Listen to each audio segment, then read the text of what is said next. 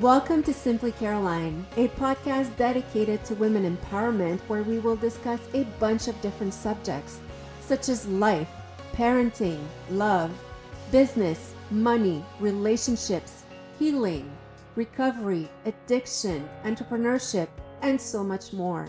A podcast I'll do my best to keep simple, fun, and relatable and bring you tools to help you better your life. So thank you for being here.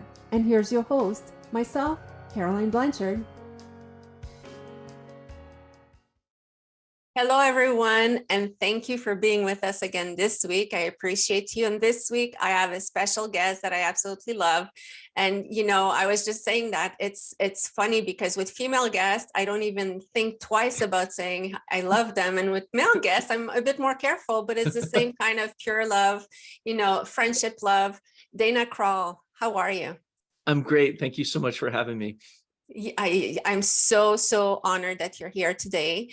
So Dana is in a book that we published in December 2022 about sobriety and, by default about addiction as well. So it's called That Party Is Over, 12 Inspiring Journeys to Sobriety. And today we're kicking off a series that is really close to my heart that I've been wanting to talk about for quite a while. Suicide awareness, mental health, and addiction. So we have lost temporarily Dana from his camera, but if you want to come back, you look good, so we want to see you. But today we're going to really talk about those subjects, and I couldn't choose the better guest than Dana to join me. So Dana, what's your story with sobriety and addiction? Let's start jump in it. Well, I'm so sorry. Your camera is closed. My camera just decided to die. So this is okay. Well, then. There it is. Oh, hey. I'm back in time. I don't know what happened. I have this effect on technology. So I'm so grateful to you for having me to talk about my story. So yeah, I mean, the very long story made short, at least to get to the addiction part, is just I was an Army officer for a long time and got to the point where it was time to leave active duty. This was in 2015, and it was a hard decision because I wasn't going to be in long enough to retire, but I needed to get out. And so I came back to the National Guard for a couple of years and thought that was going to help kind of transition out. It actually made things kind of worse in my case. And so in 2017, I ended up that's when I got out from the military altogether. And throughout that time, I had been coping with the stresses of transitioning to civilian life, but also previous just PTSD type stuff from my time as both an infantry officer and as a chaplain. That one trip to Iraq and a couple of trips to Afghanistan and other things that had happened stateside while I was serving, like suicides that I had cared for soldiers and their families. And so alcohol had increasingly become part of the picture, starting when I was still on active duty. And my wife had told me 10 years ago, it was 2013, and she's like, if you're not careful, you're going to have a drinking problem. And I'm like, oh, it's just a beer at night. Like, what's the big deal? But, one or two, it was just one, and then it would become one or two. And then it over time, every once in a while, I would have a 3 or 4 day. Oh, it's just 3 or 4, but I spaced them out. And, and then after I had left the military, it was, 3 or 4, I had built up a tolerance. And so 3 or 4 wasn't a big deal. And then it was, I had 5 or 6, but it was only once, and it was spaced out. And then, and on and on. I did this kind of like math that, whatever math I needed to do to justify what I was doing. So that's kind of where it started to snowball. And, getting into I don't know. Did you want me to go right into before going further, because there's points here that I really want to point out. First of all, your wife is a smart woman, unfortunately, people around us quite often will see it before we see it ourselves.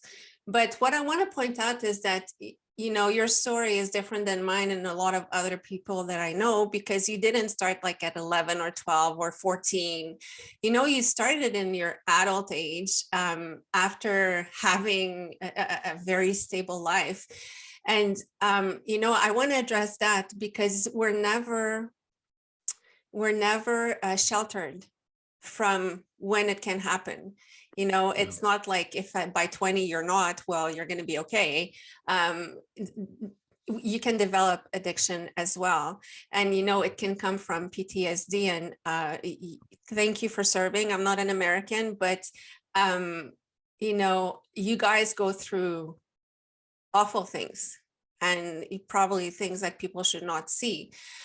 So then it falls into the self-medicating, basically, and so is that why you started more for the self-medicating?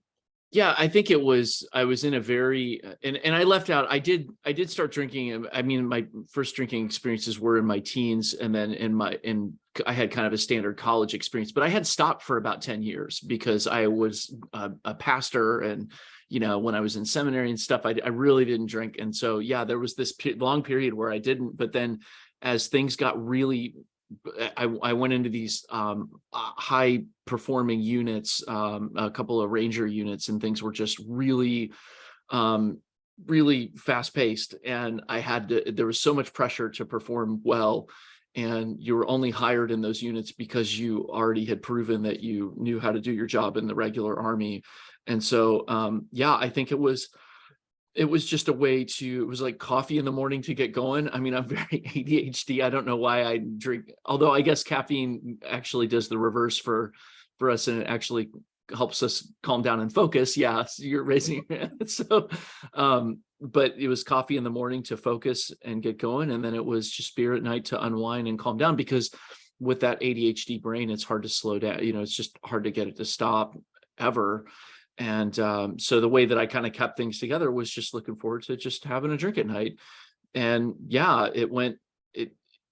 I think it was to answer your question, I think it was the self-medicating part. It was just a way to kind of soothe and relax. And that was okay until it wasn't. I mean, Yeah. it And really, I want to point out another thing here. And, I haven't done a social study at all, but I have spoken with a lot of people, in recovery, and ADHD or ADD, call it how you want, seems to be so common. And I heard it so often. We use it to calm our brain. So were you ever diagnosed with that, or? Not until a couple of years ago, when I asked my psychiatrist at the Veterans Affairs, like, could you maybe screen me for ADHD? But I'm the kid that was crazy and really should have been diagnosed when I was probably 8 or 9. But that was in the late 1980s. And I think my parents, and maybe I was, I actually should probably ask my mom if I formally ever was, but they didn't medicate me. This was when Ritalin was sort of the thing, it started to become prescribed a lot more, but even if I was diagnosed, my parents didn't medicate me that I'm aware of. And so I really wish I would have been, although maybe if I would have been, then the Army wouldn't have hired me, because there are things that, when I forget my phone and things all the time now. And it's gotten a lot worse the older I've gotten. Forget my keys where I left them, and sort of things like that, or what was I just talking about, and that kind of thing. But you don't want a soldier to forget their weapon, where their weapon is. And now I look back to times when I was I misplaced. I would be walking somewhere, and I'd go oh my God, I just left my weapon right back there, and I would have to go back and get it. So I'm I really wish I would have been diagnosed sooner, but it does seem to be common. And I haven't done a study either, but I agree with you. I hear it all the time that people that struggle with alcohol addiction had that as a way to just get the brain to just kind of shut off. It's the only way I could really get my brain to stop running.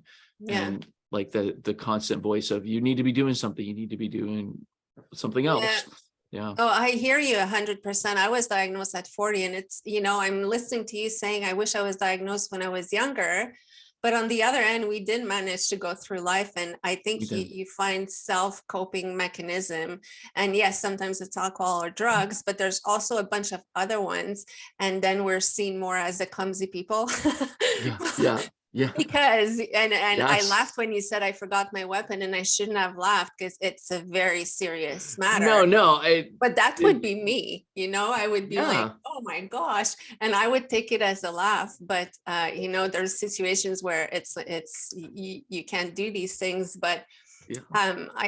you know what, you coped well, and you still had a successful life. And the other point that I want to touch on before we go further in your story is, you said I was getting my coffee to get going in the morning, which I think it must be like 99% of people. No. Yeah. But the unwinding at night and having a drinking problem, that's what I want to point out, is that you can be a high functioning alcoholic. You can have a successful life, attend to all of your duties, have really high responsibilities like you had, big stakes, and still have a drinking problem. Some people will identify a drinking problem when their life is starting to collapse. Yeah. And that's when you're at the other end. That's when you're like, falling off the cliff. But before that, there is. And I think that why we don't address it, or why people around us are not sure if we do have a problem or not, it's because we can do everything we have to do, but our brain is just looking forward to, I know I have to hold off until, I don't know, 5 p.m. and then I will. So that's Yeah. just willpower Yeah. to go until you're 5 p.m., but it does not mean you don't have a problem. And it's Yeah. the same thing as people who say, oh, I only drink Friday, Saturday, Sunday. Well, okay, but it's, that too does not mean that you don't have a problem. It just means that you can hold off long Yeah. enough. And, that's one thing that I wanted to point out. But where did you see that it was starting to, the snowball was getting way too big and it was getting out of control? Yeah, as I struggled to find a job that was a good fit, I was, well, and I also was I was in grad school full time. I was using my GI Bill to get a master's in creative writing because I always wanted to write a book. And so I'm doing that while I'm in while I was running an inner city soup kitchen for our church at the time. And that was a place where I was triggered every day. Like my fight or flight was triggered constantly because it's just such an unstable environment, with people that have all kinds of issues. And, I'm not saying that in a judgmental way at all, just stating a fact. It was a very volatile environment. And I, one day when our police officer wasn't there, I was, I got sucker punched and had my jaw broken. And it was like crazy stuff was happening. So I'm working full time. I'm in grad school full time. And I've got a wife and 3 sons, and am trying to deal with PTSD and, counseling with my doctors at the VA and doing all these things. And that's when that's when it really was more than just a couple at night. It became, I'm going to drink a few a night or several. Mm. And then and there came to a point where I had a breaking point where the church made the difficult decision to shut down the soup kitchen. It was during COVID. It wasn't exactly related to COVID. It's a very long story, but basically there were a group of religious sisters that were going to come in and take it over. And so they let the paid staff go. And so I had lost my job, and I just felt like everything was collapsing, and I had this sort of total meltdown. By that point I had just kind of given up trying, and it was like eight a day, 8 or 10 a day. I don't know. I honestly stopped counting. It was like whatever. But it was out of control, and I knew it was out of control, but I just had gotten to the point where I didn't know how else to cope, because I felt like such a piece of crap, and felt like I was failing at civilian life after being, I felt like I went from hero to zero. I went from serving in these Ranger units to be in a place where I couldn't hold a job. And, it was awful. And so I ended up having a mental breakdown. I ended up in a VA hospital for a few days. And that's when I had been trying to get it's similar to your story where you had reached out and said to somebody like, hey, I need some help. But then there was a delay, right? And during that delay period, after I had reached out to the VA, and it wasn't because the VA was horrible. It just was one of those things where they had a hard time getting me enrolled in something right away. And so I had this mental breakdown in between and ended up in the hospital. And so that was when so after that, the VA put me in an intensive outpatient program for like 8 weeks, and it was during COVID. So I went through recovery training on Zoom, but it worked and it helped me for about a year.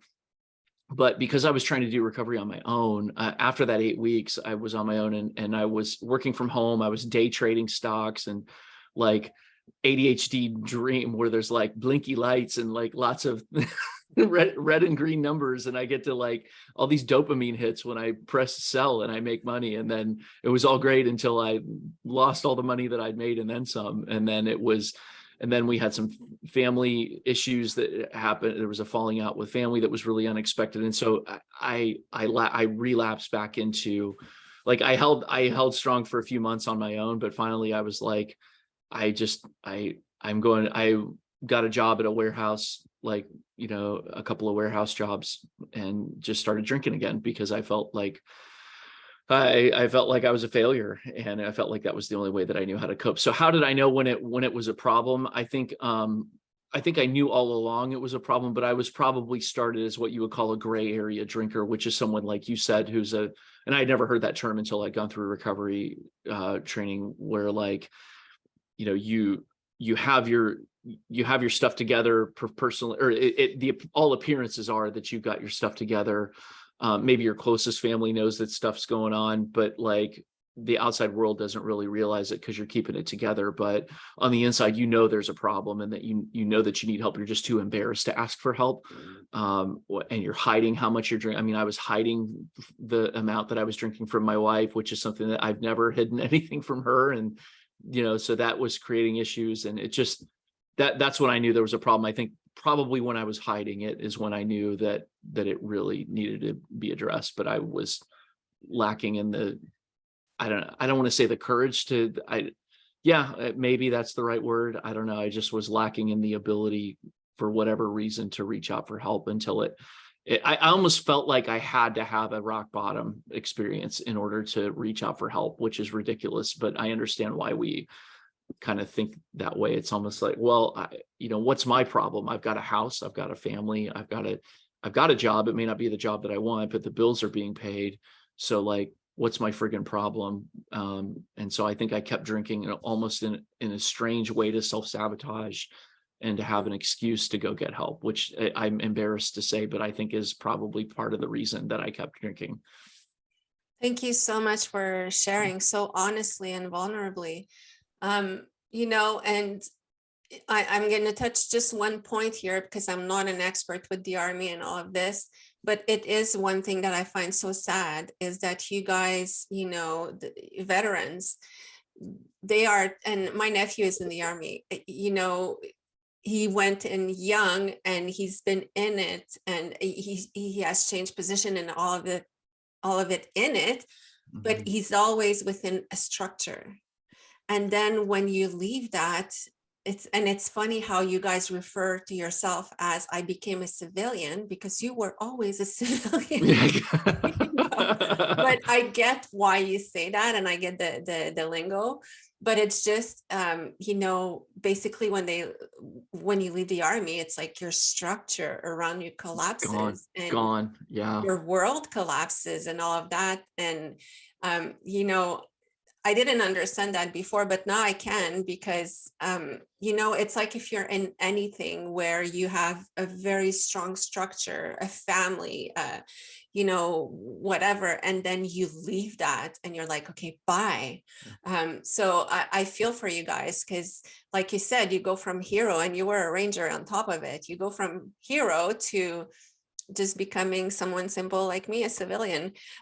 So it is difficult. And, I think we don't give enough credit to the veterans. So, or to people who are in the Army right now. Yeah. So thank you for all of that. The other thing that I wanted to touch on is, you said,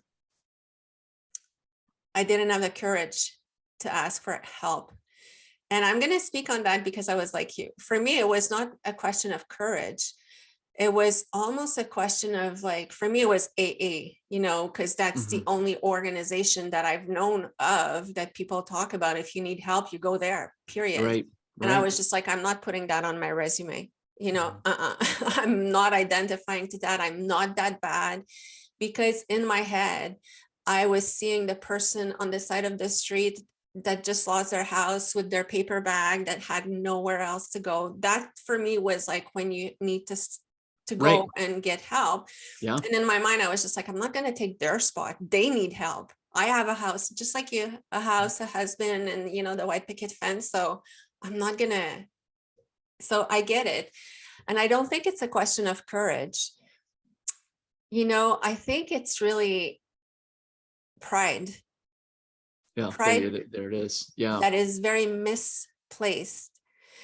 Because we, especially like we are closer, close in generations, but we were raised into don't be weak. And especially you as a man, that was probably even more pushed on you. Don't be weak, don't show your emotions, don't show vulnerability, you know, all of this. So we're raised that to be someone, you can't do these kind of things. You can't go out and ask for help. And you kind of took the same route as me. It's like you go for professional help, because that you can pay for, you can hire them. It's different. You're still in control. So that's why you go for centers or something that is more structured and organized instead of just joining a community. But community is so crucial. And we're going to come back to that just after, because we will offer people, you know, solution ideas for the ones who want to have get through it. But there's one subject I want to talk about, and it's suicide. And I know that you didn't do any attempt and whatever, but the reason why I feel I can talk about it with you is because I feel that when we're in addiction, it's almost like, you know, you get to a point that it's almost a suicide attempt every single day, because you just don't care anymore. You're just like, I don't know if I'm going to be alive tomorrow, and I don't care. But that's kind of like unconscious. So what was your experience with this detachment to life? Because I do believe now that you have to have a clear detachment to life to mess up yourself this much.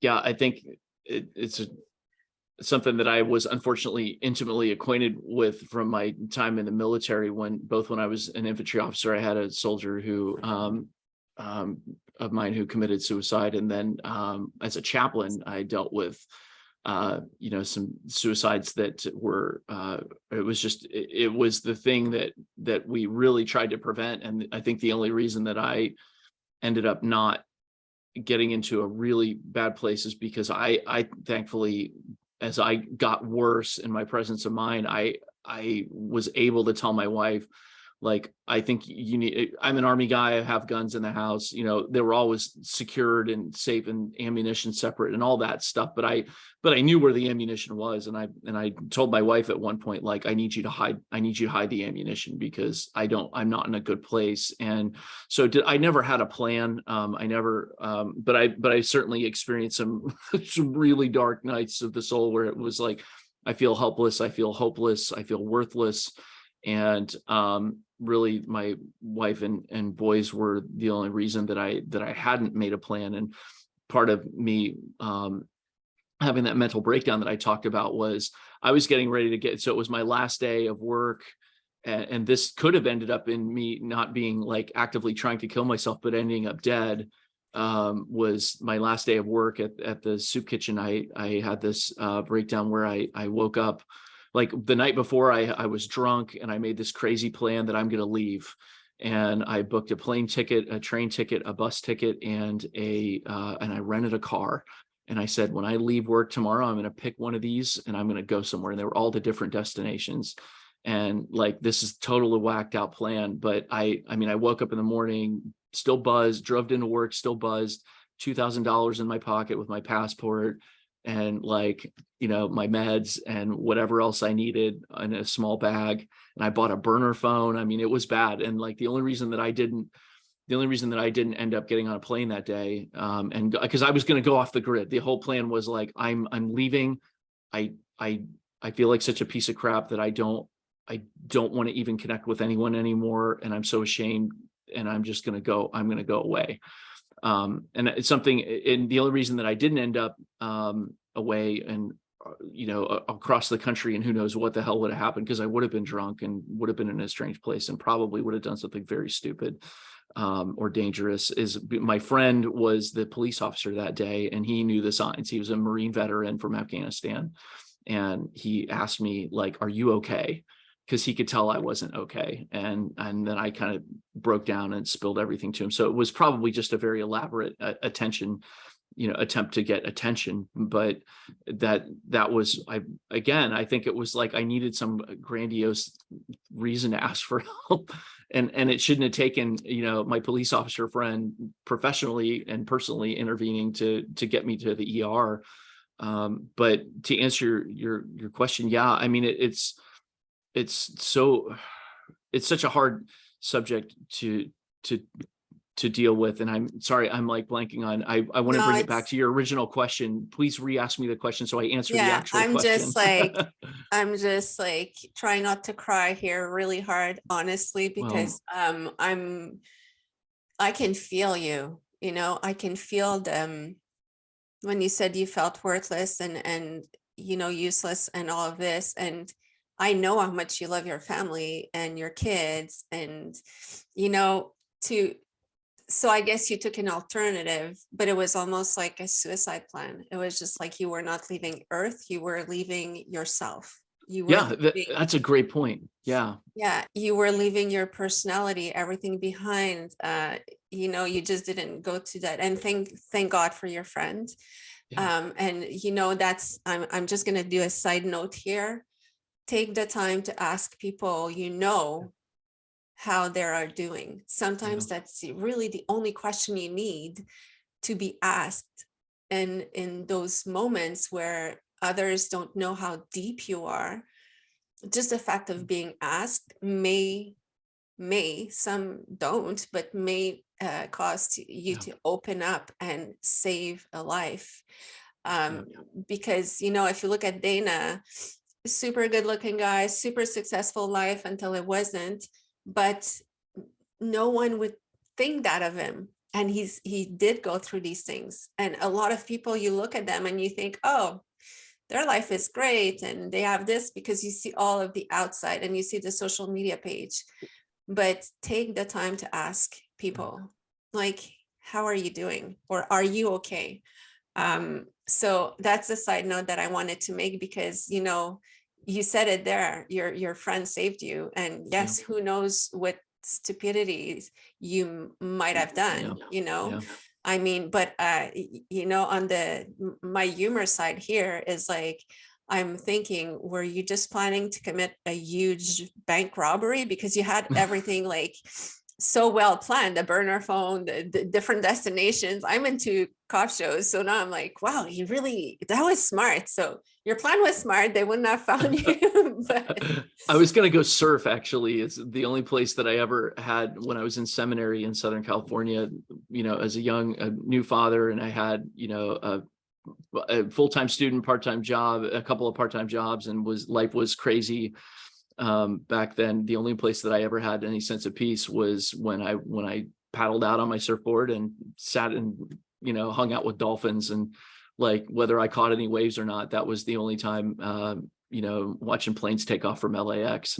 That's about the only time that I ever had peace. So that's where I was going. But like you said, my friend Cody that helped save my life, he did exactly what we were always trained, and what I did a lot of training of other people to do, which was just ask the question. You feel like there's this old way of thinking, at least for people that are age of like Caroline and my age, it's like, well, you don't want to ask somebody because you don't want to give them the idea. Like, the reality is, like, they've already had the idea if they've had it, and you asking a question is not going to plant that seed in their mind. It's going to give them freedom to talk about it. It's going to help them open up and feel that it's safe to feel whatever they feel, because there's so much stigma around, like, I'm not supposed to feel this way, that I'm not supposed to want to kill myself. But like, the reality is, in life, sometimes you feel like, what if I weren't here? And that is a normal, it's a normal thought. Obviously, we don't want it to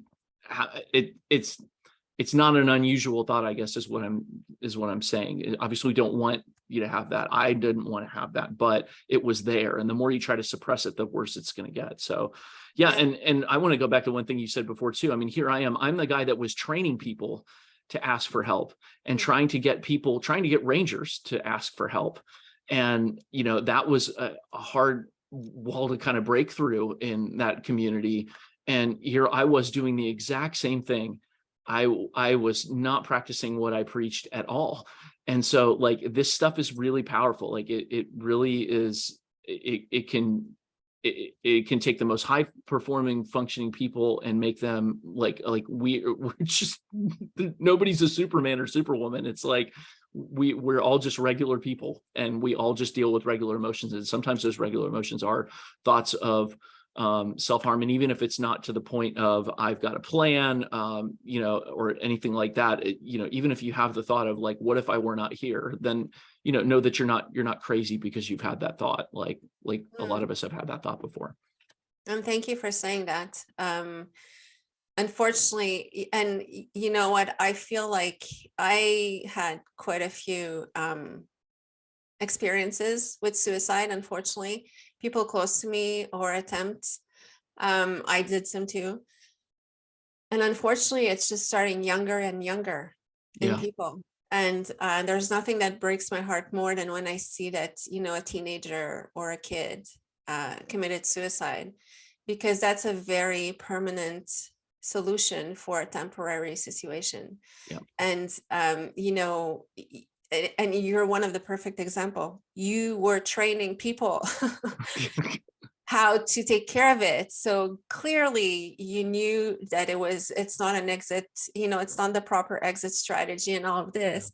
But then when it comes to ourselves, it's almost like, but we never see ourselves there yet. Right. And that goes as well with addiction. And why I mix those three subjects of addiction, suicide awareness, and mental health is because I think it's all like so connected. It's all together. And it doesn't mean that if you have one, you will have the three. It just means that it's so close together that you need to be careful when you have one of those not to fall into the two others or whatever.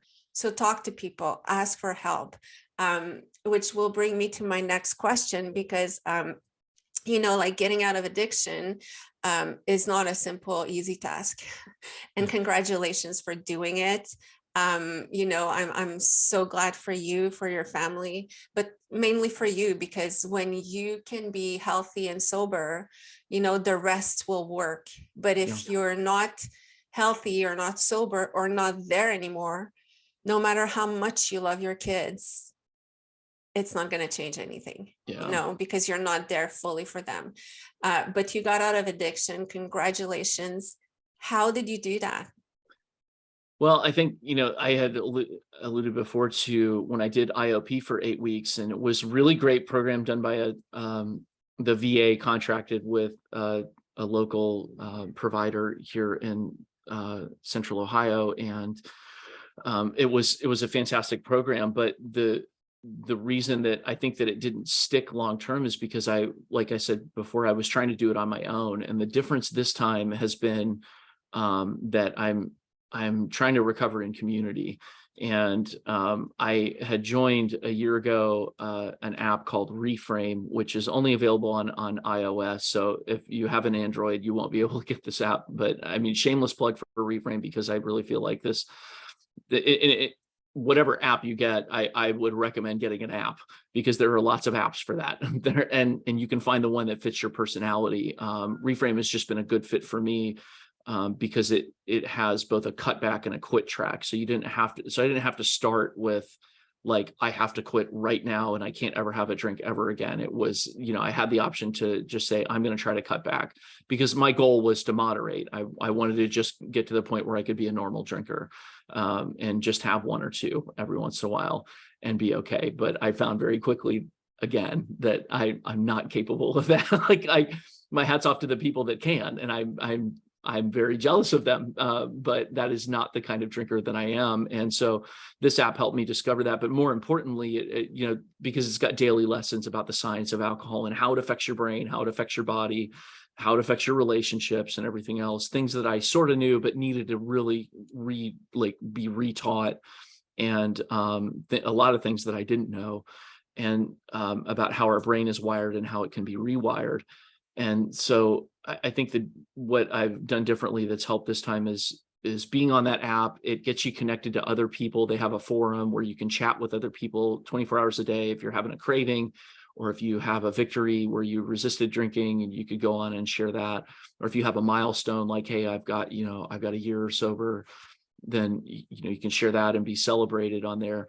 But it also has daily Zoom calls where people check in from all across the world, and it's kind of like an AA check-in. I've been to some AA meetings with a friend of mine a long time ago, and so it's kind of like that, but the philosophy is a little bit different than AA, and it reframe views drinking incidents as with a different label than a relapse. It's called in reframe lingo, it'd be called a slip, and that you don't have to reset your counter to 0. It's up to you whether you do or not. And so it puts more of the agency back on the individual, but it also creates, it's not just about this is you versus the world, which is a very American thing. Like that, I've got this, I think that's why I think, at least for me, like the AA approach, which was so good to counter that very individualistic American notion that like it's you got to figure out you got to get your crap together on your own.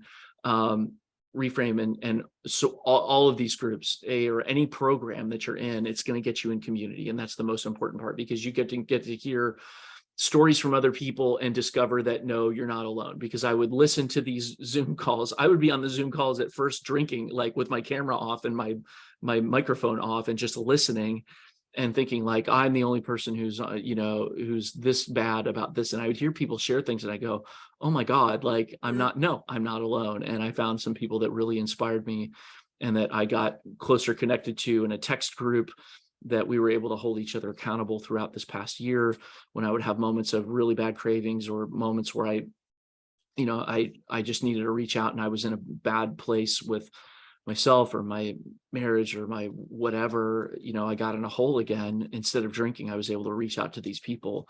So the very short, the one word answer to your question is community. It's the absolute must. I think it's the must. And another way to do that, if you're, I'm a super effusive, you can guess from listening to me, audience, that I'm an energetic guy, but I'm a super big extrovert. And I had gone to a place where I was like, I don't want to talk to people. I don't trust people anymore. And I'm not trying to say like all introverts are like, can't stand people. I'm not saying that. I'm just saying like, I had gone into like a navel gazing place where I was like stuck in my own hole.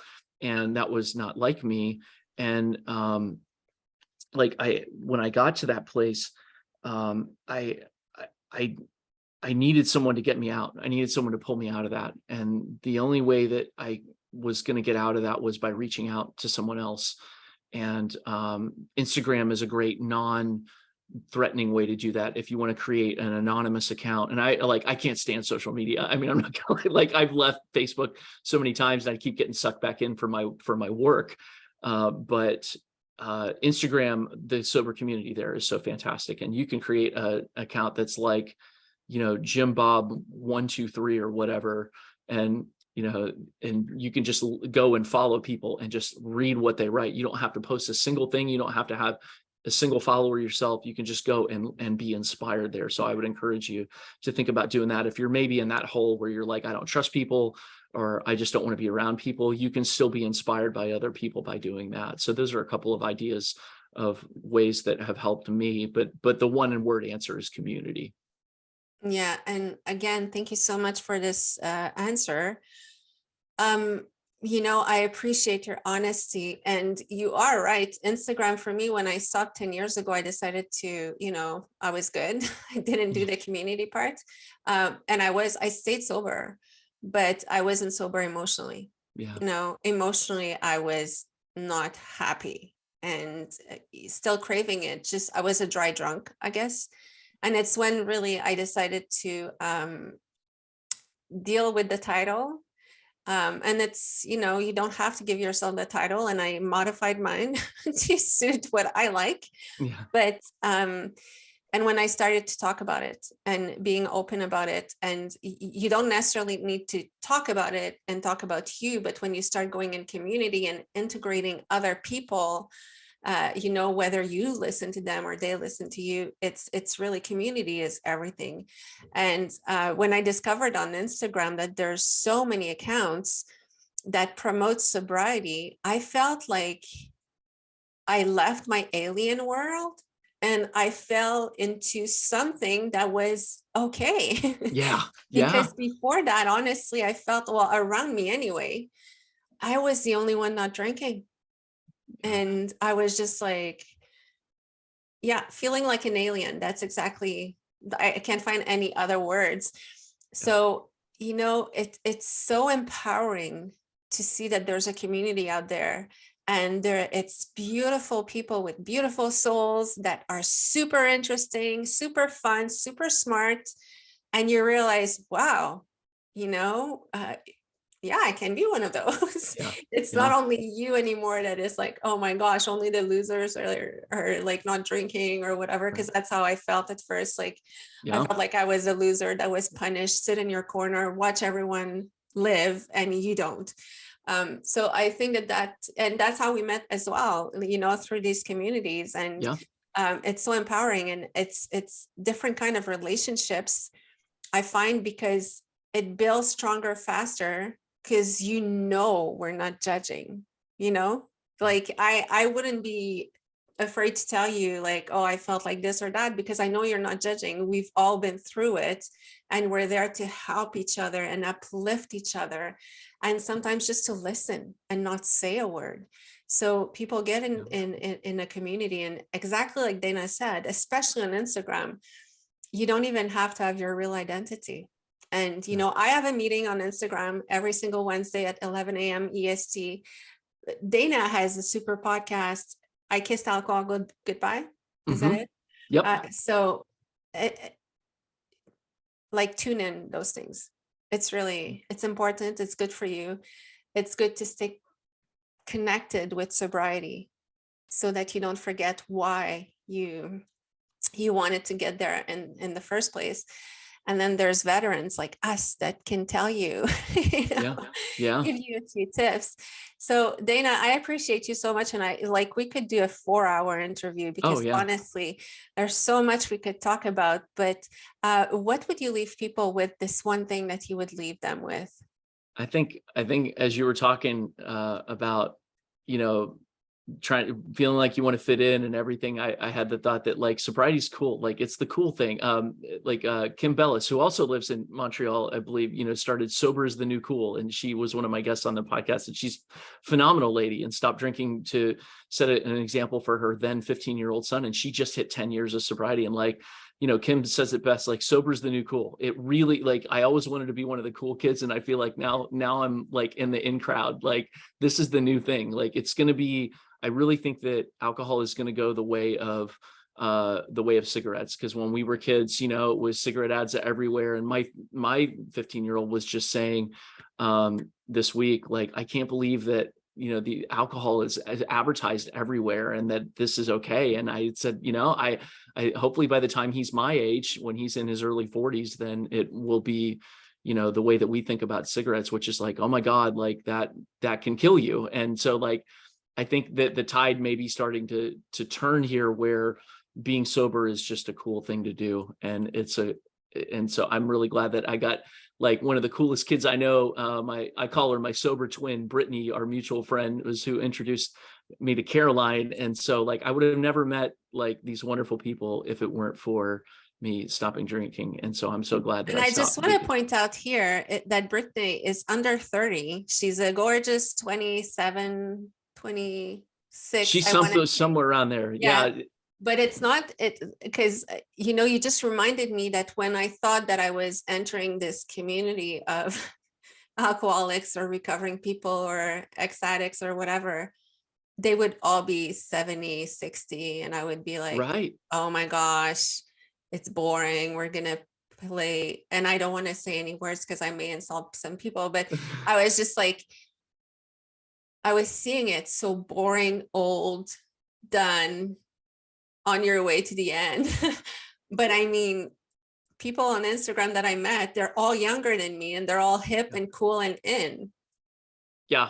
Yeah. I mean, Brittany is like the perfect example of someone who is, I mean, she's super vivacious and like just full of life. And she, you know, she's got a video of herself on Instagram, like cracking a monster and slamming it and like running around and being crazy. So like, that's why I said she's like if I were 10 or 15 years younger and female, like that would be, here's my twin.